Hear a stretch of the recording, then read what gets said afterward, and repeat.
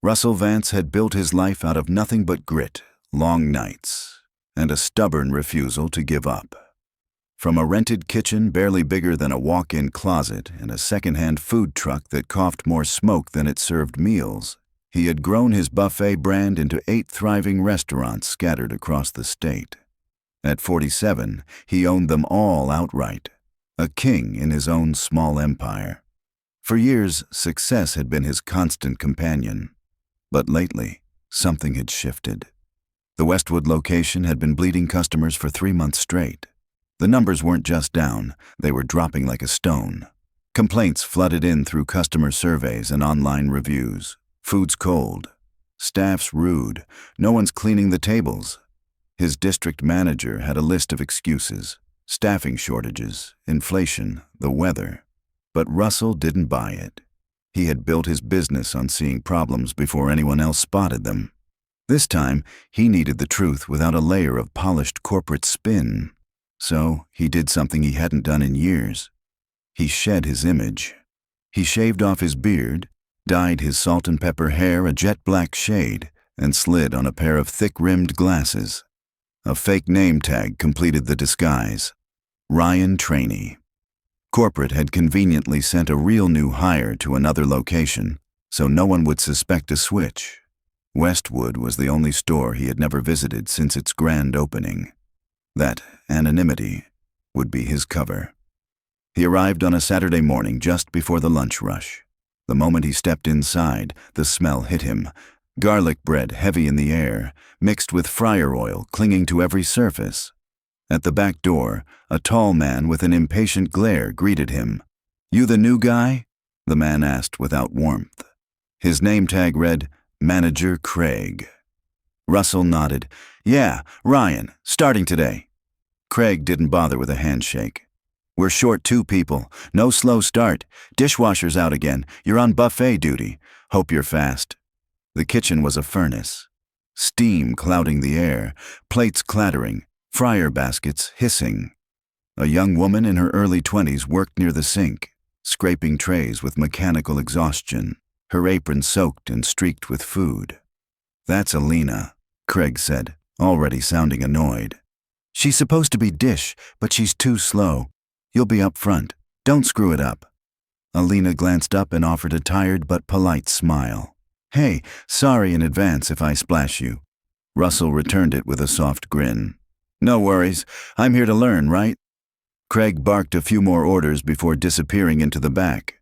What followed was 4 relentless hours of movement. Ladling gravy, refilling trays, wiping counters. A handful of customers complained about dry chicken. One man asked for a manager, but Craig never showed. Russell began noticing a pattern. Craig never stepped in to help. He just pointed fingers. If a tray went empty, it was the server's fault. If the lobby got messy, it was on the new guy. When a young mother asked for a high chair, Russell went to get one, only for Craig to stop him. "You're not here to babysit. Stick to food." "But the mom!" "I said stick to food." Russell swallowed his irritation. There was a bigger picture he needed to see before making his move. Then came the moment that changed everything. By 4 o'clock, the lunch crowd had thinned. Alina was still at the sink, drenched in sweat, her shoulders slumped with exhaustion. The industrial dishwasher behind her sputtered and died. She didn't even call for help, just began washing dishes by hand, pushing herself past the point of reason. Russell was refilling mashed potatoes when he heard the sound, metal and ceramic hitting tile. He turned and saw Alina collapsed on the floor, a cascade of plates shattering beside her. Craig stormed in. "What the hell, Alina?" She didn't move. A server knelt beside her, panic in their voice. "She's burning up." Russell dropped the tray and rushed to her side. Her face was ashen, her lips cracked. "She needs help. Call an ambulance." Craig stood frozen, arms crossed. This is what happens when people can't keep up. She should have said something. Russell's jaw clenched. "You're blaming her?" Craig turned on him. "You were supposed to be helping her earlier, weren't you? You're the damn trainee. If you'd done your job, maybe this wouldn't have happened." The accusation hit harder than expected. Not because Russell believed it, but because it revealed exactly the kind of rot he'd come to find. Slowly, he rose to his feet, meeting Craig's glare head-on. "You're blaming me for someone collapsing after working 6 hours straight in a steam box, while you barked orders from your office?" Inside, Russell felt something burn hotter than the kitchen's heat, an anger that wasn't just about Alina. It was about every customer complaint, every drop in sales, every whispered story of staff walking out mid-shift. And in that moment, he knew this wasn't going to be a quiet investigation anymore. Craig's jaw tightened, his tone defensive, almost combative. "You don't know how things run here." Russell's voice was calm, almost too calm for the weight of the moment. "No, Craig. I might not know the rhythm you've created here, but I know exactly how it's supposed to run." A hush swept over the kitchen. The clatter of utensils and hum of conversation evaporated into silence. Craig's eyes narrowed, a flicker of uncertainty breaking through his glare. "What are you?" Russell reached into his apron pocket, fingers brushing against the familiar shape of his worn leather wallet. He pulled it out slowly, deliberately, and placed his corporate ID on the prep table. The glossy card caught the overhead light. His name was there in bold. Russell Vance. The server, who had been fetching water for Alina, froze, eyes widening. "Wait, you're Russell Vance?" Russell didn't raise his voice, but the words hit like a hammer. "I built this place from the ground up, and I just watched you yell at a woman who collapsed from heat exhaustion under your watch." For a moment, Craig looked as though the air had been punched out of him. His defiance faltered. Russell turned toward the others. "Finish helping Alina. I'll ride with her to the hospital." No one argued. Minutes later, as paramedics lifted Alina into the ambulance, Russell climbed in beside her. He took a damp rag and gently pressed it against her forehead. Her eyelids fluttered. For a brief moment, she seemed aware. "Don't worry," he murmured, his voice low enough for only her to hear. "We're going to fix this. I promise." The red lights of the ambulance cut through the late afternoon haze, fading into the distance. Russell stood alone in the parking lot after they left, the damp, stained apron dangling from his hand. His skin still smelled faintly of dishwater and beef gravy. He'd known the exhaustion of overwork, had lived it in the earliest days when money was short and ambition was the only fuel keeping him going. But never had he imagined seeing it here, under his own roof, with his own people. When he stepped back inside, the atmosphere was different. The heat still hung in the air, but the kitchen was eerily quiet. The hiss of steam from the broken dishwasher seemed louder without the usual chorus of noise. Staff members moved without purpose, pretending to clean already spotless counters. Craig lingered by the office doorway, his arms crossed like a man building a wall around himself. Russell ignored him. In the dining room, a middle-aged man was struggling, balancing a tray in one hand, wrangling two restless kids, and mopping up a spilled drink with the other. The floor staff glanced over but didn't move. Russell stepped in without hesitation, taking the tray from the man's hand and guiding them to a clean table near the window. "Thanks," the man said, surprised. "Didn't think anyone noticed?" Russell offered a small nod, no explanation, and returned to the kitchen. Craig was still there, tense and waiting for a fight. Russell met his eyes. "Walk with me." Craig hesitated but followed. They moved down a narrow corridor past stacks of canned peaches and a broken mop bucket, entering the storage room. The air smelled faintly of cardboard and lemon cleaner. Russell closed the door. "You're fired." Craig blinked, then smirked like it was a joke. "You're serious? You left someone to collapse in a heat-soaked kitchen and blamed a trainee while you sat in your office," Russell said, his tone sharp as glass. "That's not leadership, that's negligence." Craig's voice rose. "You don't know the pressure we've been under here." "You're right," Russell replied, leaning in slightly. "I didn't. That's why I came here myself. And now that I do know, I'm not tolerating it for another minute." Craig's lips parted like he might argue, but no words came. Russell didn't wait. He walked back to the break room and called for Malik, the assistant manager. a quiet man with steady eyes and an air of patience. Inside the office, Russell spoke plainly. "I'm putting you in charge." Malik's eyes widened. "Sir, I've only been here 6 weeks." "In those 6 weeks, have you ever raised your voice at someone?" Russell asked. "No." "Blamed someone else for your mistake?" "No." "Then you're already ahead of the last guy." Malik swallowed, glancing down at the desk. "What do you want me to do first?" "Stabilize the team. Get them through dinner. Tomorrow we shut this store down for 1 day. Full reset. Everyone gets paid, but they need to know change is coming." Malik nodded slowly. "I'll do my best. I'm counting on it." When Russell stepped into the kitchen again, the crew was halfway through prepping for dinner service. He pulled off his apron, held it in one hand, and spoke up. "I need everyone's attention." Some heads turned, others kept working. "Please," he added softer. Now they all faced him. "I've let things slip here," he began. "That's on me. I haven't been on the ground in too long, and I see now how much that's cost us. You deserve better." No one said a word, but the shift in the air was palpable. Craig is gone. Malik is stepping in. Starting tomorrow, this store shuts down for 1 day. Everyone gets paid. We'll fix the equipment, restaff where needed, and clean this place from top to bottom. A petite server with a name tag that read Jude raised her hand slightly. "What about Alina?" "She's at the hospital. I'll check in with her tonight. When she's ready to come back, she'll have a different role. Something off her feet, no more dish pit." The news seemed to release some of the tension.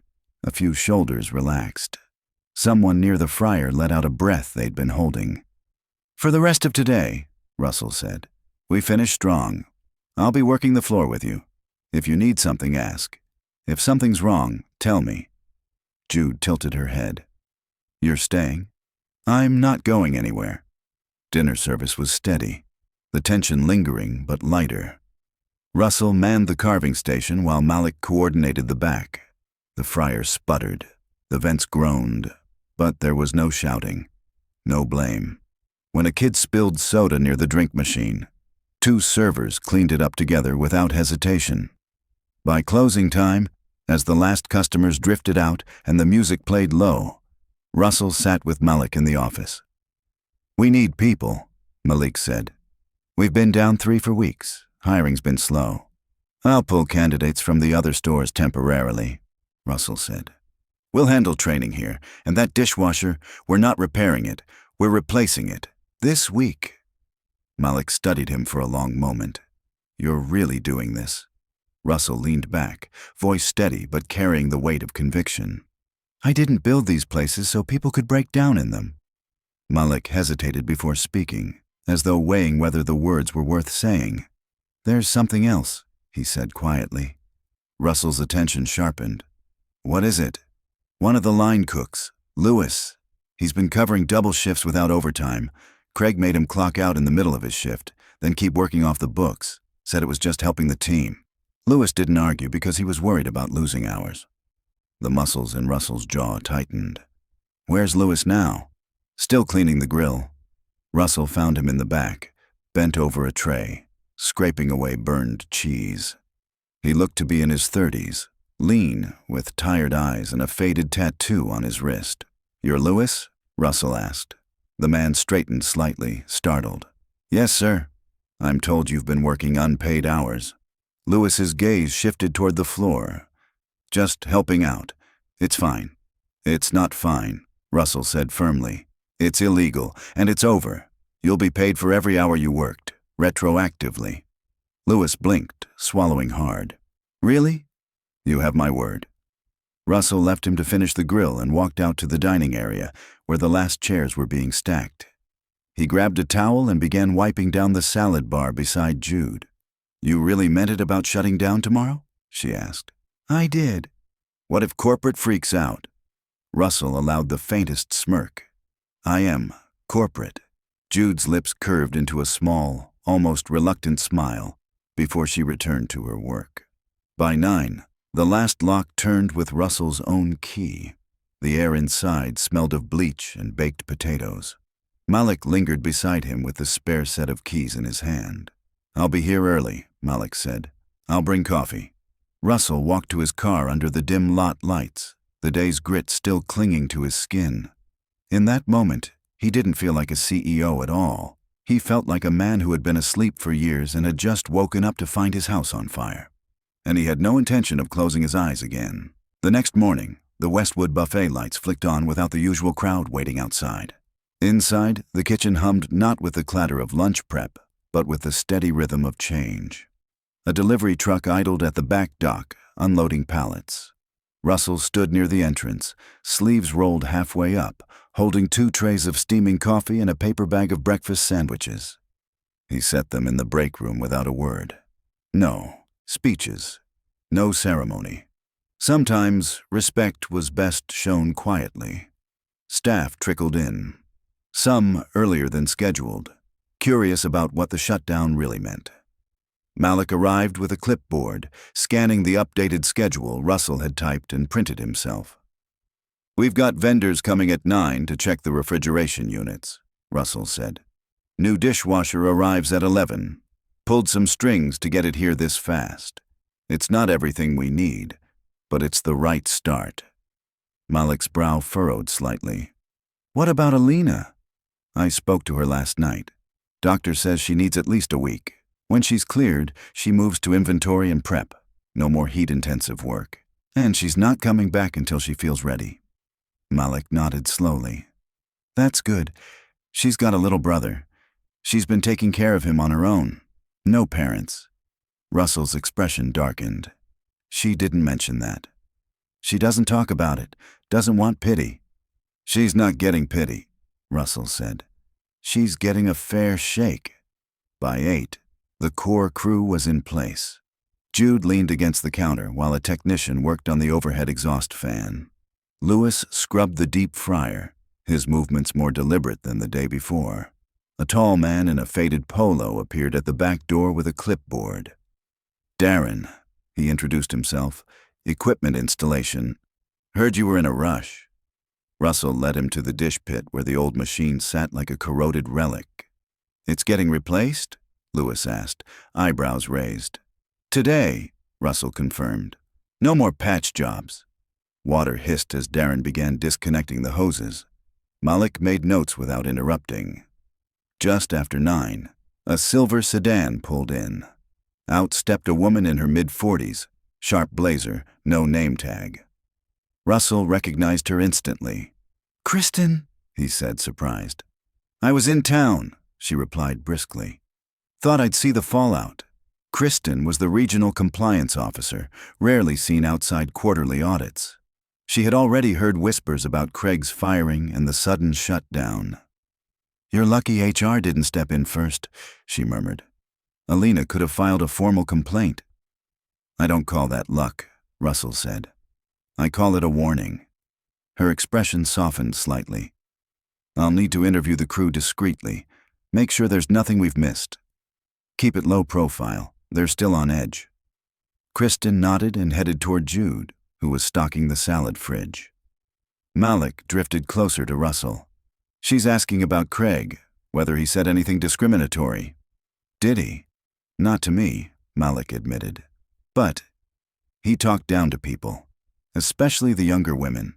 Jude, Alina, even Nico, the busser who quit after 2 weeks, said something about not even being looked at, right?" Russell's jaw set hard. "We should have caught this sooner." "We weren't here," Malik said. "That's not an excuse." By midday, the new dishwasher gleamed under the lights, still wrapped in plastic. Lewis stood beside it like a man admiring a new car. "Never thought I'd see the day," he muttered. "You'll be the first to test it," Russell said. Lewis shook his head. "Nah, I'm training the new guy." "New guy?" Russell asked. "Pulled him from Elmwood," Malik said. "Temporary. Name's Jordan." Jordan arrived at 1:30, barely 20, uniform shirt too big, energy buzzing with nerves. Malik and Lewis took him through the basics while Russell observed quietly from a distance. By 3, Kristen returned from her rounds. "Nothing actionable," she told Russell near the walk-in freezer. "But there's a pattern.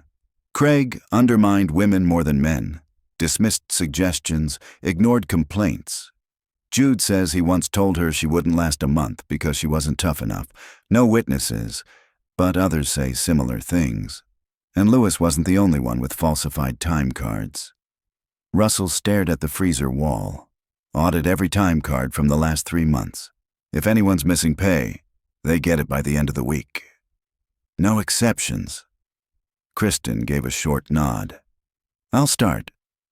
By 5, the team gathered in the dining room, tables pushed aside. The smell of lemon cleaner lingered. Russell stood by the window, the late light spilling over his shoulder. I know today wasn't normal, he began, but it was necessary. Tomorrow we reopen, not as we were, but as we should have been all along.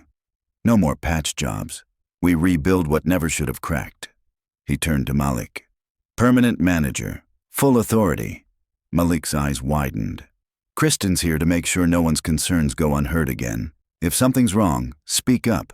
If someone mistreats you, tell her. There will be no retaliation, ever. His gaze shifted to Jude and Lewis. You two held this place together longer than anyone realized. That doesn't go unnoticed. You'll see it on your next check, and I don't mean time and a half. Jude said nothing, but her shoulders eased. I came here expecting to fix numbers, Russell continued. Instead, I found people holding the line without support. That ends now. Silence hung heavy, but it wasn't uncomfortable. It was the kind that comes when people are measuring the weight of your words. Malik approached quietly afterward. Lewis says he's thinking of applying for assistant manager. Never considered it before. He should, Russell said. He's earned it. You sticking around tomorrow? Malik asked. Russell allowed himself the faintest grin. I'll be on the line. Might even cut the brisket. Hope you remember how. I never forgot. As the sun dipped below the horizon, the buffet line gleamed. Every sneeze guard polished, every steel surface, spotless. The restaurant was empty, but it didn't feel abandoned. It felt like a place ready to start again. The next morning, the Westwood buffet reopened not with fanfare, but with the soft, familiar clatter of trays and the low murmur of early guests drifting in through the front doors. By 8 o'clock, the kitchen was already alive, not with the tense, brittle energy that used to cling to every corner like fryer steam, but with a steady, grounded rhythm. Russell arrived through the employee entrance wearing a plain black polo, hair still damp from a quick shower in the budget motel down the street. There was no corporate entrance, no speech, just a man clocking in on the same worn touchscreen as everyone else. He pulled a pair of gloves from the wall rack and joined the prep line without a word. Morning, Malik said, looking up from a clipboard as he checked the fresh produce delivery. Spinach so crisp it snapped, tomatoes still smelling of the vine. You ready to slice or supervise? Malik teased. Russell picked up a sanitized carving knife and gave a faint smile. I'm here to work. You're the one supervising now. Malik didn't argue. He tucked the clipboard under his arm and headed to the walk-in to check stock. At the grill, Lewis was already in motion, flipping seasoned chicken thighs with the ease of muscle memory. He wore a clean apron and a pair of earbuds, one in, one out, half in his own world, half tuned to the room. Jude was arranging the dessert station with the precision of someone who knew presentation mattered. Banana pudding smoothed to perfection, topped with a deliberate scatter of vanilla wafer crumbs. In the dish pit, Jordan, the recent transfer from Elmwood, stood awkwardly with his hands behind his back until Lewis caught his eye, nodded toward a stack of pans, and said, Don't just stand there. Load these into the rack. You'll get faster when your hands learn the rhythm. Jordan's yes, sir was quiet, but his focus was sharp. Before unlocking the front doors, Russell walked the dining floor. He ran his fingers lightly along the sneeze guards, checked the temperature gauges, and inspected the spill mats beneath the drink station. Near the entrance, a young woman with long braids tied up under a hairnet was mopping with deliberate strokes. You're new, Russell said gently. She looked up, puzzled. Started Tuesday. Name's Kendra. Glad to have you. You trained with Jude? Yeah, she's cool. Strict, though, doesn't let me slack. That's exactly who you want showing you the ropes. At 9 sharp, the first wave of customers trickled in.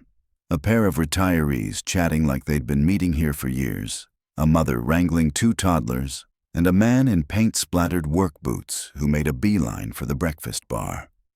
Russell returned to the carving station, slicing brisket with quiet precision. Each cut was the same thickness, each plate handed over with a steady, "Thank you." It wasn't showy, but there was a steadiness to it, a rhythm that set the tone for the room. By midday, the dining area was comfortably half full. Malik moved from station to station, adjusting portion sizes, wiping stray spills on the soup bar, and reminding Jordan to switch gloves between tasks. His approach was calm, corrective without condescension. No barking orders, just presence. Kristen appeared around noon in civilian clothes, a plain blouse and slacks, tablet tucked under her arm. She found Russell at the buffet line and spoke quietly. "Report's done. Submitted it this morning. Final recommendation, immediate HR review of Craig's history. Turns out Westwood wasn't his only problem store." Russell kept his eyes on the brisket. "Disciplinary record?" 3 documented warnings, all softened in the official notes. Nothing that stuck, until now. "Not anymore," Russell said flatly. "I also flagged the time card fraud to payroll. Everyone affected gets retro pay this week. Corporate's watching you, expecting pushback, but there's been none. Yet." Before he could answer, a woman in the back of the dining room lifted her hand. Her tray was half full, one child tugging on her sleeve. "I think this milk's expired," she said when Russell approached. It wasn't expired, but it was close enough to pull. He brought it to the kitchen. "Kendra, pull every milk carton, even if it's fine. We don't risk it." She nodded and moved quickly. In the dish pit, Lewis was showing Jordan how to clean the grease trap without wearing it. Jordan was sweating, but he didn't slow down. Malik passed by and gave a short nod, approval in his eyes. At 2, Russell stepped outside under the side awning where delivery trucks usually parked. His phone showed 2 missed calls from the regional office, likely perfunctory praise he wasn't ready to hear. He slipped the phone back into his pocket and went inside. The lunch crowd had thinned. Breaks rotated smoothly. They were still short-staffed, but no one looked close to burning out. When Alina walked in just after 3, the room was quiet. She wore jeans, a plain t-shirt, her arm bandaged. Malik brought her to the office, where a chair was already waiting. "You didn't have to come in today," Russell said. "I wanted to see it for myself," she replied. "Didn't think you'd actually—" "I told you I would." Her eyes scanned the office. The clutter was gone. The schedule hung straight. A new sign read, "Report concerns directly to Malik. No filters." Russell handed her a document. "New role. 2 shifts a week on inventory, 1 on cold side prep. We'll reevaluate in a month." "You're serious? I don't write fake positions?" She didn't smile. She didn't tear up. She simply nodded once. "Thank you." Later, as closing prep began, Malik and Jude met Russell at the checklist. "I want Jude handling training full-time," Malik said. "New hires, cross-training. She's tough but fair. People respect her." Russell turned to her. "You up for that?" "I want more than a title. You'll get it. Adjusted pay, full scheduling autonomy, and final say on training standards." She gave a single, decisive nod. By 5, the last cornbread tray came out of the oven. Jordan's movements in the dish pit were smoother now, less hesitant. Lewis handed him a towel without a word and moved on. Kristen had left hours earlier, but her report had already set off ripples. Other stores were now under review. Craig's name surfacing in all the wrong conversations. As the last family left, a little girl turned to wave. Russell waved back, standing at the front doors beside Malik. "You heading back to HQ tomorrow?" Malik asked. "Yeah, I'm checking the other stores," Russell said. "Not undercover this time, but I'll be back. No more running the company by status report." Malik leaned against the door frame. You think today fixed it? Russell looked out at the setting sun. Number. But it started to. They stood there in the fading light as the neon sign flickered on. Westwood Buffet. Fresh, fast, family. Russell turned to leave, pausing only once. Keep the lights on, but not too bright. Let the food speak for itself. Then he slipped out the employee door, gloves still in his back pocket, leaving behind a team that, for the first time in a long time, knew exactly what it felt like to be seen.